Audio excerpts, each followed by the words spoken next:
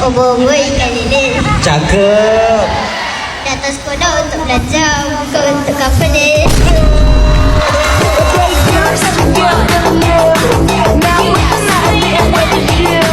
Baca buku, baca koran. Cakep. Sekolah dulu baru pacaran.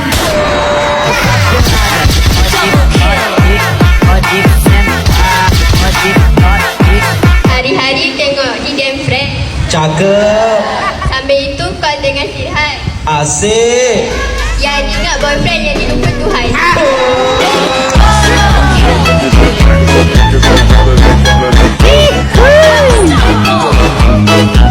Pergi ke kedai membeli air laci. Cakep.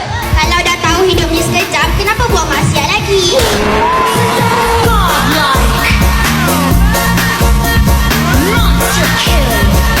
Di zoo ternampak itik. Cakep. Sambil itu membeli kebab. Asyik. Kamu itu sudah cantik, tapi sayang tiada ada.